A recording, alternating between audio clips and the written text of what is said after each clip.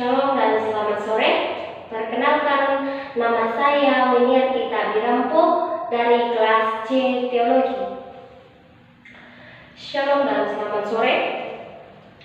Pembacaan kita pada sore hari ini terambil dari kitab Yeremia pasal yang ke-17 ayat yang ke-7 sampai 8. Yeremia pasal yang ke-17 Yeremia pasal yang ke-17 ayat yang ke-7 sampai 8. Firman Tuhan berbunyi demikian.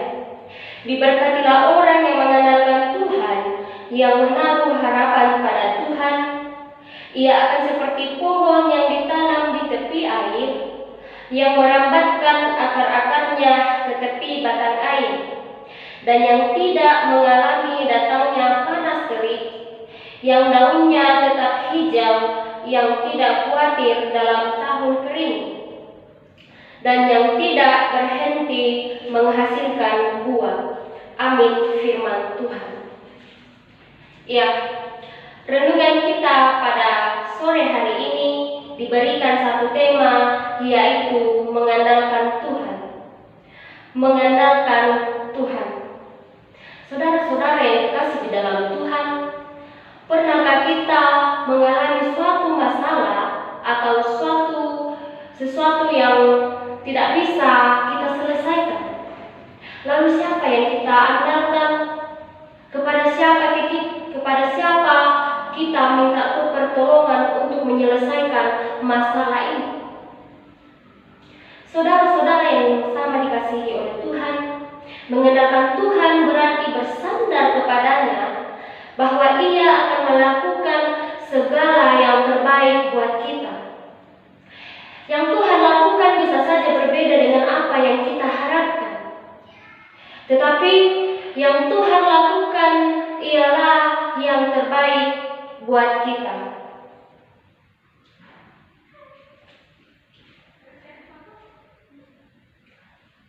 Ketika kita ingin lepas dari hutang, tetapi mengandalkan hutang untuk melepaskan diri dari hutang sebelumnya.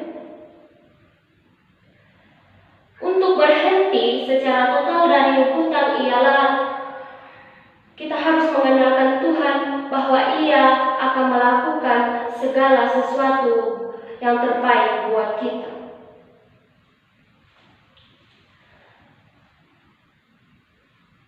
Sidang jemaat yang dikasihi oleh Tuhan, ketika kita ingin mendapatkan suatu pekerjaan, jangan memaksakan diri untuk mendapatkan pekerjaan ini. Jangan kita menyogok atau mencari dukun ataupun melakukan segala cara untuk mendapatkan pekerjaan tersebut. Sesuatu yang seperti ini adalah sesuatu yang dilakukan karena keinginan nafsu. Sesuatu yang seperti ini itu tidak akan berakhir dengan baik karena tidak dikenal oleh Tuhan. Ada sebuah ilustrasi di mana seekor lebah yang jatuh ke dalam gelas yang berisi kopi.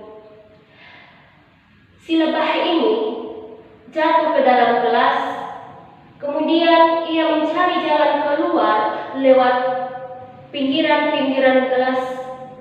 Ia terus menyusuri pinggiran-pinggiran gelas itu untuk mencari jalan keluar. Lebah ini terus sibuk mencari jalan keluar tanpa ia menyadari bahwa ada jalan keluar dari gelas itu, yaitu lewat dari atas. Tetapi si lebah ini, ia hanya mencari jalan keluar lewat pinggiran-pinggiran gelas. Ia terus menyusuri pinggiran-pinggiran gelas ini. Kemudian pada akhirnya lebah ini dia kelelahan karena ia tidak bisa menemukan jalan keluar lewat dari gelas itu. Dia hanya mencari jalan keluar dari pinggiran-pinggiran gelas itu tanpa ia menyadari bahwa ada jalan keluar, yaitu lewat dari atas gelas. Pandangan lebah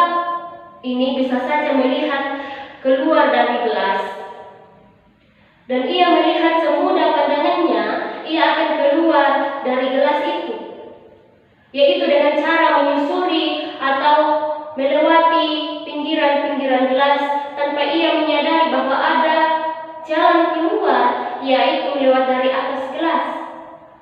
Pandangan si lebah inilah yang menipu dirinya, dan ia tidak akan pernah menyadari bahwa lewat pinggiran-pinggiran gelas itu tidak ada jalan keluar di sana. Terlebih lagi, si lebah ini dia tidak akan pernah menyadari bahwa ada jalan keluar, yaitu lewat dari atas gelas itu. Akibat ketidaksadaran si lebah ini, akhirnya ia pun mati kelelahan. Karena ia tidak akan pernah bisa atau ia tidak akan pernah keluar dari gelas yang berisi air itu. Akhirnya lebah ini mati di dalam gelas itu karena ia sudah kelelahan dan dia tidak bisa menemukan jalan keluar dari gelas itu.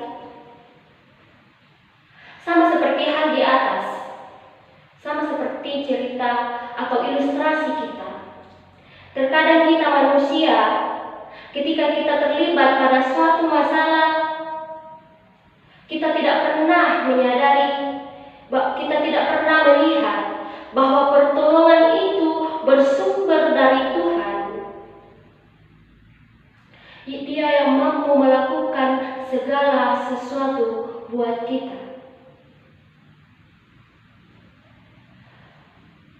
Saudara-saudara yang dikasihi Tuhan, andalkanlah Tuhan dalam kehidupan kita, maka semuanya akan berjalan dengan baik dan segala sesuatu yang kita lakukan akan berjalan dengan rencananya yang indah bagi kita.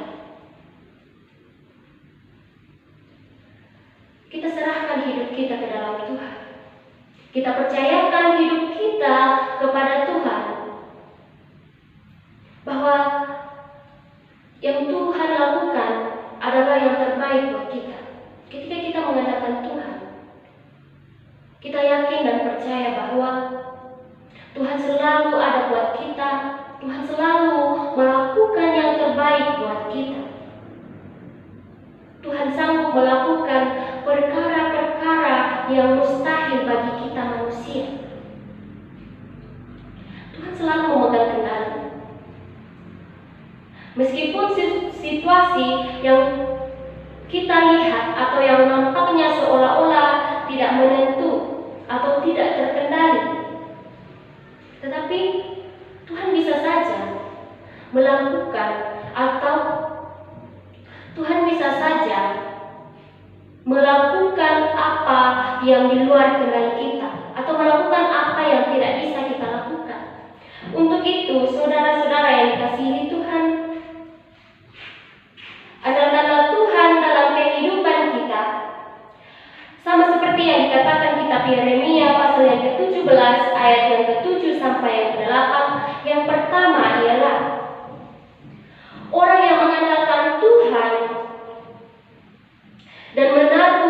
dan orang yang mengandalkan Tuhan dan orang yang menaruh pengharapan kepada Tuhan akan diberkati.